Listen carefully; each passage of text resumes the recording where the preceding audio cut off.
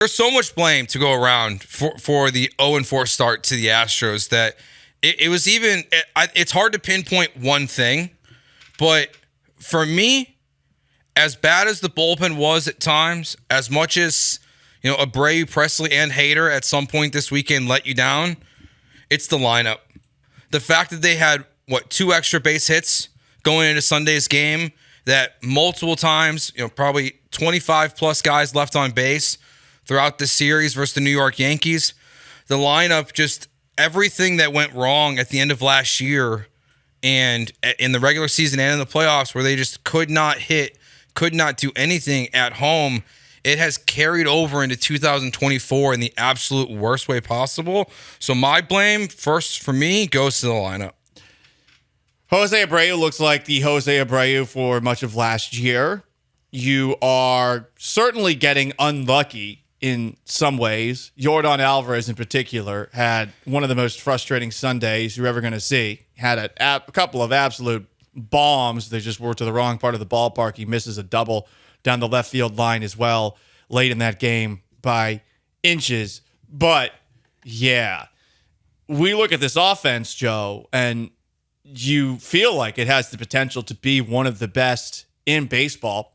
Starting pitching, for the most part, did its job. The bullpen, clearly frustrating, needs to be better. But you understood that there were going to be some limitations because you can't expect the starting rotation with the injuries to be able to pitch into the 6th inning every single night. And also, it's 2024. No one does it as it is.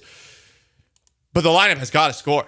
And the lineup is capable of scoring. And I guess the big question is, well, is it just a slow start, or are we still focusing on the problem that was a problem last year where they just can't hit for whatever reason at Minute Maid Park? It makes no sense. It makes no sense. And yes, there's some bad luck in here, right? Juan Soto hits the home run that goes right by the foul pole into the Crawford boxes. It's 341 feet. Jose Altuve's home run is less than 350. But Yordan Alvarez has 2 outs over 380 feet in the game. And the one, in the 9th inning yesterday, it goes to the warning track and Judge catches it. So you feel like they're right there still at the same time. But that's what's frustrating. That's why this 0-4 start feels different. Normally, I would see the reaction that's happening on social media to a start of a baseball season and say people are overreacting. But the fact that it's mostly carryover issue from last year. That's what's the most concerning. It's the same issues that have been. I'm going to read a quote to you from manager Joe Espada, and I'm going to ask you objectively how you would have responded to this if Dusty Baker had said it. When asked about Sunday's loss, said Joe Espada, courtesy of Chandler Rome of The Athletic, quote, "Not luck on our side. Yordan hit 2 balls today that should have left the yard, but they didn't. I like the fight, man. I like the fight. That's what it's all about. Give yourself a chance. You fight until the last out of the game, and if you do that, you're going to find yourself in a good spot to win games." I thought this was the analytics guy. And look, I'm just a simple, casual baseball fan. Lots of people tell me that I don't know ball all the time. But I was told that with Joe Espada as the Astros' new manager, that things would be different, that the lineup would be better. I was also told that with Yainer Diaz as the catcher every single day, that things would be better. And you might think I'm being disingenuous right here. You also might think that I have a very interesting choice of shirt on right now, given that it says, "In Dusty, we trusty." No, it just happened to be up on the docket of the shirts that I was going to wear. But a lot of people were of the mindset that new manager means this is an 105-win team. New catcher means this is an 105-win team. And ultimately, what's happening is the same problems that happened in last year's postseason where the team can't hit at home, and the same problems that were happening for much of last year where they had a losing record at home. And to go back to what you were saying, lineup has to be the number one blame. The lineup is too good to look like that. Even if the Yankees have good pitching, even if the Yankees have a good lineup, even if the Yankees actually might be a legitimate AL contender now. Juan Soto definitely did that for them. So superstar. The lineup is the problem. Because we know that they are capable of more. Because you could have won every game. Even when your bullpen made mistakes and gave up leads in the first 2 games, in the middle relief, but when you didn't have Abreu, or when Presley gave up the run on Friday night, then Saturday it's Abreu, and Sunday it's Hader. You have all these guys left on base. You have opportunities to drive in more runs. It's the lineup. It's 100% the lineup's problem because, to me, the rotation, the bullpen, they did enough. Like, 100%. Like, yes, Hunter Brown pitches 4 innings. You wanted to see him go farther into a game, but what happens next? Seth Martinez and Mashinsky come in, and they get you to the 7th inning so you can unleash Abreu Presley Hader for the first time, and it's a disaster. It was a disaster. The first 2 games, of course, the middle relief was not good, and while Yainer Diaz was incredible these first 4 games, the starting pitching was getting squeezed at times. Everything that could have gone wrong went wrong. That's kind of how it feels. The main culprit so far to be named individually here seems to be Jose Abreu. Yeah. To Pilates, I mean, I'm sure his core is stronger and his back feels better. Yeah. And it is one series, and there's going to be a lot of people out there who are saying, hey, don't panic, don't freak out. And certainly, granted, but what did you say coming into the segment? 0-4 for the first time since what? 78? It's not good. 78. Okay, I mean, this is a historic start. It's 4 games, but it's still historic. And it's not going to get any easier with the Toronto Blue Jays next. It's not. And that's where, and Jose Abreu is the one player that I view that is the most I don't feel confident in is going to just figure it out. Everything else that we're talking about here already to start the show, there's still hope that everything's going to be okay. But Abreu is the one that it looks so ugly again. I know it's one, but he's hitless in his first 4 games for his career as well. So as bad as it was for the Astros the first 4 games, Jose Abreu just as bad. I mean, to have 4 games into your season not have a single hit, it's not good. No, it isn't. You both looked at me. Thought a little bit I know. ago. Yeah. Well, he looked at you, so that I looked at you. Oh no, because I was looking at the cameras, and I was thinking I'm gonna have to go in there and try to make y'all the same wanted height. a meaty take. I was waiting for. I was like, it's about my height. Okay, my meaty take. Jose Abreu, somehow the worst first baseman on the Houston Astros. John Singleton can look at someone on the team and be like, hey, I'm playing better than this guy. I mean, he got You even look at Victor Caratini and you're like, well, can he play a little bit of first base? No, I mean, People are talking up Joey Loperfido as already. It's been 3 games in the minor leagues. It's minor league numbers. Relax. He had a good spring supposedly, but like that's where we're at. but we're pretty down bad if we're talking about Joey Loperfido. But the current roster is creating that opening for Loperfido to step up and be like, hey, the fans what they see at Minute Maid Park is first baseman that cannot hit. And then what they see in Sugarland at Constellation Field, or what they hear from Constellation Field on ESPN 92.5 is nothing but home runs for Joey Loperfido. Yeah. I get the this guy, get this guy up here. What are we doing? But yeah, I mean, Abreu to me is like probably the most alarming. Abreu and Presley, if I were to power rank the most alarming first 4 game overreaction power rankings, those are the 2 that I'm most worried about, because the middle relief, it's kind of what we expected. Yeah. Like, and it's something they can improve on. Like they can just trade for some guys that are better than Parker Mashinsky. I'm sorry, Parker Mashinsky, but there's probably a someone that they can bring in to be better than you. Hey, I'm not sure what the out is. If Presley just cannot be an 8th inning guy or a 7th inning, he has to be a closer, but there's already a better closer on the roster. He's got to go. I'm not sure what the out is. It's same thing with Jose Abreu. It's like, dude, you're going to have to figure it out, because there's no way that you're going to be the backup first baseman. You can only play first base, and with your contract, like, you kind of have to start this guy. Yeah, it is. And Montero, he was there too. The 2 worst contracts. That's what this season is. It's a continuation of the old. It's 2 bad contracts are holding you back. And Jose Abreu, Rafael Montero right away. Dana Brown did not address. He let 200 innings walk in free agency, and he brought 1 guy in instead of bringing in 2 capable starting pitchers. Ryan Stanek was a free agent 2 weeks ago. So, like, if you feel like he was a solution, I don't. You could have had him too. The other guy was getting the blame is, I don't know how you feel about the blame on social media to Joe Spada. I think it's over the top, but at the same time, I just want everybody who was going after Dusty Baker last year to remember what they were acting like last year. There will become a certain point where no manager is good enough for you. And I still find it interesting that AJ Hinch faces significantly less flack for some of his decisions that actually cost the Houston Astros in a World Series or in the 2015 playoffs against the New York Yankees, where Dusty, it was, well, it's the night-to-night stuff with him. Now with the Spada, I saw some people are saying, oh, well, they're not properly motivated. No, the guys have to play.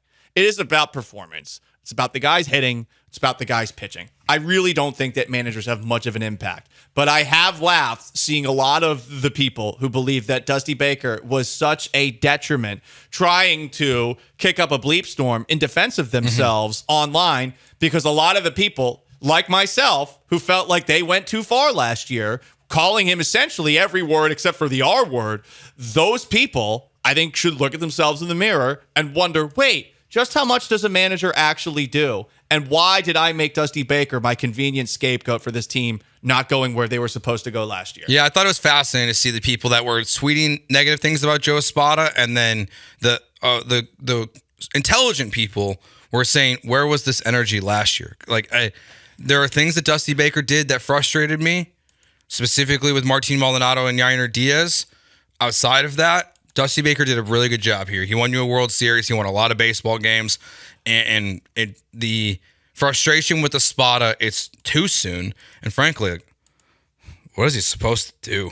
There's so much to get into. We'll get your reaction, who you blame and everything on over the first 4 games. 713-780-3776, twitch.tv/ESPN975, and on YouTube at ESPN Houston. King of Twitch says on the Twitch, twitch.tv/ESPN975, half the Bronx were in town. That was embarrassing. Sure as hell felt like a road game. Maybe that's why.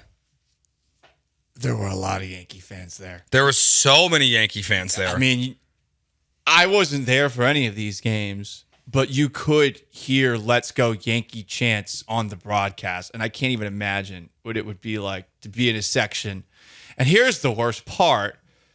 Sure, it's very easy to bring up all of the playoff victories over the Yankees, 22, 2019, 2017, 2015, but we are being them if in defense of the Astros losing 4 games over the course of the weekend and Thursday too, we're saying, well, championship. Like, we're just doing what the Yankee fans do. There's no defense. They came in, they conquered, and yeah, it's the worst. How many of these people are actually from New York City? Skeptical. I'm skeptical on that front. I do think it's weird that people make New York City the center of United States culture. But whatever, it's fine. I'm just from Boston and hate the idea of that city as a whole. Stolen from Native Americans for 5 beads or something like that. People don't forget. But yeah, for them to come in here and do that, and you don't really have anything that you can say in response other than, well, congratulations on your World Series this year. But with Juan Soto aboard, like, we can't deny it. They look a lot better. And yeah, there's some struggles in the lineup. Maybe they're starters you don't look at and take them seriously. But I mean, you didn't even face Garrett Cole over the course of these 4 games. And Soto looked great. Imagine what happens if Aaron Judge actually does anything. Now, that doesn't always happen against the Houston Astros. And that other guy, Oswaldo Cabrera. I mean, I want to make fun of him for having the name Oswaldo, but damn, it was a great weekend for Oswaldos out there. Shout out to all my Oswaldos. Yeah, how many Oswaldos do you know? 0. Again, the only Oswald I know is the what Mickey Mouse used to be named. Yeah. We were talking about in the commercial break. The original, the OG Mickey Mouse. Yeah, like Mickey is like rat. I guess rat Mickey Mouse. Yeah, His named Oswald. Yeah. He got traded for Al Michaels. What a story. 0002. I tried to told y'all that you guys learn how to type here if I'm going to read your text. I tried to tell y'all that Joe George can't do math or read. He says, I tried to told you that we would miss Papa's gut feelings. Espada's first time as the manager without Dusty. He will get better. Pawpaw. I do miss Pawpaw, though, and the toothpick power. Now, the one difference between Dusty Baker and Joe Espada is that when Dusty Baker would go into his bullpen, he had, Abreu, Presley, Maton, Stanek, Neris. The first 2 games of the series, and people were getting upset with Joe Espada because of who he went to in the 6th inning. I'm like, well, what do you want him to go? Like, what options does he have here, guys? Well, Taylor Scott. He struck out the side. Also, I think I like night. Taylor Scott. I was gonna say, was Taylor Scott the first reliever to pitch for the Astros this season? Was he the first reliever? I thought it was Seth Martinez. I Okay. think it was Seth Martinez and then Taylor Scott. And then Taylor Scott. Yeah. The fact that those are the first 2 relievers of this season shows the lack of options that we got. Yeah, so that's where. But Joe Espada's supposed to get the most out of them. It's Joe Espada. He's not lazy like Dusty Baker is force feeding them banana pudding. Your blame is in the wrong direction there, folks. This is a Dana Brown problem and a Jim Crane problem. Uh-oh. Because they mismanage some of their money. They gave a bad contract to Jose Abreu, and while I don't agree with Junior Bronco on the Twitch that Yuli Gurriel would be better because, I don't know, Google his stats. He's terrible. He's better at defense. They brought in Abreu. They brought in Montero. And then they let 3 bullpen arms walk and replaced them with Josh Hader. And you really limited your option. And your solution is hopes and dreams of people recovering from injuries. It's volume of arms, not quality of arms. Yes. That's your problem. Because you have 3, when they're good, quality arms. We'll see with Ryan Presley. It is Ryan Stresley mode right now. We'll also see with Brian Abreu, who definitely looked like he had been, suspended for all of spring training, let alone the first 2 games of the year in his first appearance. But after that, are you expecting these arms to improve because of a new manager like that? That is disingenuous to think that Joe Espada is going to get more out of rando relievers. I wish he could. As you said, you laid it out perfectly. They had a lot of good arms last year. And now, what sucks the most about the payroll, if you go to the website and check it out, just look how much money Jose Abreu, Rafael Montero, and Lance McCullers are getting. So you give Josh Hader that contract, you almost wish you could give it to multiple above average relievers as opposed to one awesome one. Because right now you just need above average guys. Has Lance McCullers been the most positive out of that trio? Yes. Not even close. See, I feel like and at the time it was immediately after the Astros won the World Series. So it is understandable why no one really wanted to be hypercritical during that time. But man, the 3 months that between James Click leaving and Dana Brown getting hired, it was so damaging to the Astros. Yeah. Because that's when Jose Abreu got signed. That's when Rafael Montero got signed. It's just that for the last 2 years, that's been the 2 most disappointing members of the Astros. Or those 2 guys. And those guys got signed to it's not a huge deal for Jose Abreu. It's big, considering what he's given you. But the Montero money is just every time I remember that it's $13 million a year, I'm like, well, how is that possible that he got $13 million a year? I'd rather have Brandon Belt, who's sitting in free agency right now, than Jose Abreu. I don't have any expectations that maybe they were pumping this on the broadcast all weekend long that last year Jose Abreu was hurt and had a slow start, but he led the league in RBIs the last month of the season. But to just look this flat and Whiskey brings it up here on the Twitch. Even the defense was awful with all the errors. Comedy of horrors. Friday night. Was it Friday? Yeah, Friday night, the Parker Mashinsky inning. Oh, that throw was wild. That was comical. The errors that were being committed, not just by Mashinsky. Unfair for me to pin it all on Mashinsky. But Pena screwed up a toss to Altuve. I will say Mashinsky's was the funnier of the errors because it was whoa. Was it funnier because of the throw or because Jose Altuve, the way he dove after it? And he wasn't even close. Little bit of just bodies flying. It's like the Astros play from 2013 or 2012 when they were just absolutely terrible. And just they were just throwing the ball all over the infield. Mm-hmm. It was that level for that one inning. And then you have the Abreu where it just skips right. He just totally misjudges the ball. Yeah. And it skips right past them. that was very un-Astros. Well, That's not a concern. the defense wasn't that great last year. Defense took a step back last year, and I mean that's something that they were pushing all off season. Well, we've been working on the defense. Yeah. They've clearly been working on the base running. The base running is better. You want to take a positive Yeah. away from this weekend. Also, Jeremy Pena, shout out to him. He might be the Astros' best hitter based off of the first series of the year. He's batting. I think he's the only one that's batting like 400 or so. Yeah, him and Yainer are 400. both incredible. Yainer, that's it, right? Yeah, those two. But the defense.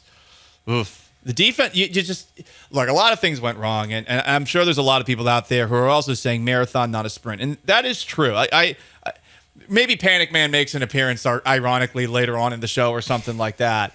This is a good Yankee team that you went up against. It is a Yankee team that beat you 3 times at Minute Maid Park last year as well. The thing that I just can't get over, and this is perhaps the casual baseball fan in me, is just how the hell are they so bad at hitting at home? It is bizarre. It makes zero logical sense. It is so strange. And I know they brought up the batter's eye last year.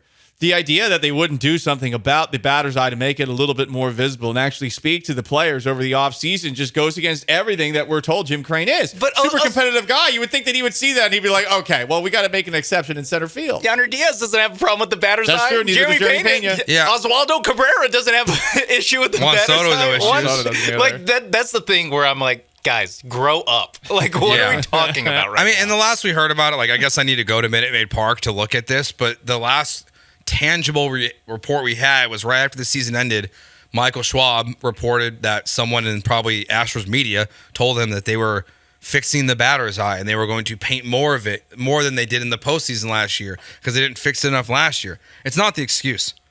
Cornbread Fred brings up an interesting point. I think it's because the fans suck at home. I mean, the Yankee fan participation yeah. definitely screams, it's a little too quiet there. And I brought this up before. There is a cake, wine, and cheese element to Astros fans these days. The eye of the tiger is not there. And it does suck when a team that has a fan base like the Yankees comes into town. It is very, very quiet. The Twin Series was a mausoleum. Against the Rangers, they got up. But it was a mausoleum against the Twins. And that was a playoff series. So I don't disagree with that at all. It's a bit of a bandwagon sports town. And when one team's been really good for a really long time, you get a little bored on the bandwagon. Where have the Astros been at their best since 2020 or since really 2021 when fans started going to games? When they go to Yankee Stadium, when they go to Boston, when they go to Dodger Stadium, and they're just booing the living hell out of Jose Altuve and Bregman and these guys, they answer. They answer when they're getting booed. Maybe we boo at home. I brought this up a couple of times. Like maybe, just maybe, you really want to fit into that heel role. And you want fans to come into the ballpark in a bad mood, thinking, I'm going to slosh a couple of these $37 margaritas that I didn't get at Highway Cantina. Thanks, Joe Biden. You should rename this ballpark Enron Field. I mean, everyone will be in a bad mood when they come into the arena, into the stadium. They're all gonna, want to throw a few backs. They realize what that entity did to this city. We need to do something. We need to try anything. We discussed this. Do you want me to take a look and we can call during a couple of commercial breaks? Do you want me to see if we can perform an exorcism on Minute Maid Park? Yes. Because I'm getting into the supernatural on this front. When you run out of explanations for something that makes absolutely no sense, like the Astros are just garbage at home but great on the road, the only explanation can be the supernatural. And the day after we remember a man coming back from the dead, maybe we need some help from the supernatural right now. I think we do. I think we need some help because the offense is not good at home. And then good thing there's a bunch of really good teams in front of them over the next month of the season. What a way to start the season.